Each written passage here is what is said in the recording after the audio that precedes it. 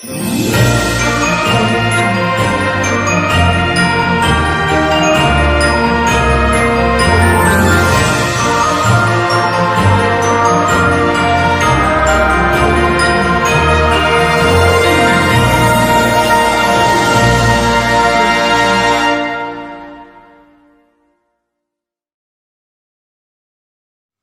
शांति। आज 25 दिसंबर Christmas day का आप सभी को बहुत बहुत बधाई हो। हैप्पी क्रिसमस, मैरी क्रिसमस सभी के लिए। ये क्रिसमस का जो त्यौहार है ये हम सबका ही यादगार है। जैसे परमात्मा इस बूढ़े बाबा ब्रह्मा के तन में आते हैं और हमें ज्ञान रत्नों से इस कलयुगी काल रात्रि के समय हमें अनेक प्रकार के गिफ्ट देकर हमारा श्रृंगार करते हैं। और क्रिसमस ट्री ये कल्प वृक्ष का यादगार है। पूरे उस वृक्ष को सजाते हैं।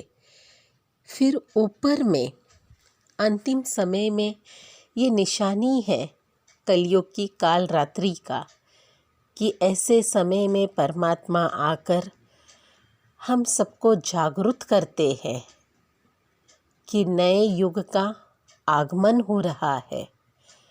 तो हमें भी अपने जीवन में परिवर्तन करना है। तो सुनते हैं आज की मधुर महावाक्य। ओम शांति। सुनते हैं 25 दिसंबर 2021 के बाबा के मधुर महावाक्य। आज की मुरली में शिव बाबा ने हमें वैराग्य के साथ साथ शिक्षाएं, कुछ धारणा युक्त बातें भी कही। और शिव बाबा हम बच्चों को कहते हैं बच्चे आज्ञाकारी बनो, ओबीडियंट बनो, अच्छे सेवाधारी बनो। और इस पुरानी दुनिया को सदैव पराया देश समझो, खुद को स्वदेशी समझो, अर्थात नई दुनिया के लायक समझो। तो बाबा ने मुरली के माध्यम से हमारे अंदर वैराग्य भी प्रकट किए। और शिव बाबा कहे कि देखो बच्चे, तुम 21 जन्म के लिए बादशाही पाने वाले हो, तो क्यों ना स्वयं को परिवर्तन करो, क्योंकि ये दुनिया स्वर्ग की दुनिया है। भल देखो, परिवार में 2-4 बच्चे होते हैं, लेकिन शिव बाबा के लिए तो सभी पूरी विश्व की आत्मा, कितने ढेर बच्चे हैं। फिर भी बाबा समय पर आते हैं और सेवा भी करते हैं। साथ साथ बाबा कहे कि पढ़ाई को अच्छी रीति पढ़ो। दिल तख्त नशीन बनना, जब पढ़ाई की क्वालिटीज़ हमारे अंदर आ जाती है, ऑटोमेटिक परमात्मा के दिल तख्त नशीन बन जाते हैं। तो सुनते हैं मुरली संक्षेप में। सार में शिव बाबा ने कहा, मीठे बच्चे, तुम्हें अतः ईश्वरीय सुख मिला है, इसीलिए तुम्हें मायावी सुखों की परवाह नहीं करनी है। मायावी सुखों की परवाह नहीं करनी है। वह सुख कागविष्टा के समान है, थोड़े समय के लिए कागविष्टा के समान है। मुल्ले का प्रश्न है, बाबा की सर्व बच्चों के प्रति एक ही आश है। बाबा की सर्व बच्चों के प्रति एक ही आश है, वह कौन सी? उत्तर है, मेरे सब बच्चे अच्छी रीति पढ़कर तख्त नशीन बने। बाबा कहे, मेरे सब बच्चे अच्छी रीति पढ़कर तख्त नशीन बने, अथवा बाबा के कंधे पर चढ़े।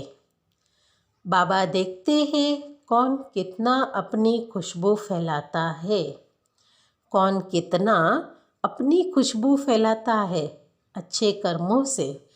बच्चों में कोई बदबू तो नहीं, तो बच्चों को भी ऐसे पुरुषार्थ में लग जाना चाहिए। कभी भी कर्मेंद्रियों से कोई उल्टा काम नहीं करना चाहिए। कभी भी कर्मेंद्रियों से कोई उल्टा काम नहीं करना चाहिए। मुरली में गीत बजा है, बदल जाए दुनिया न बदलेंगे हम। अर्थात भले दुनिया परिवर्तन हो जाए, बल्कि हम जो ज्ञान मार्ग में हैं इस ज्ञान मार्ग को कभी नहीं छोड़ेंगे। इसके सही रूप में इस गीत का भावार्थ यही है। सुनते हैं धारणा के लिए मुख्य सार। पहली पॉइंट है, बाप समान सच्चा सेवाधारी बनना है। शिव बाबा के समान सच्चा सेवाधारी बनना है। किसी से भी सेवा नहीं लेनी है। ओबीडियन आज्ञाकारी होकर रहना है। दूसरी पॉइंट है, ड्रामा में जो भी सीन चलती है वही राइट है। उसमें संशय नहीं उठाना, अपने जीवन को हीरे जैसे बनाने का पुरुषार्थ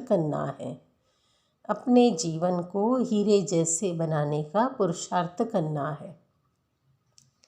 आज का मीठा वरदान है, इस पुरानी दुनिया को विदेश समझ, इससे उपराम रहने वाले स्वदेशी भव।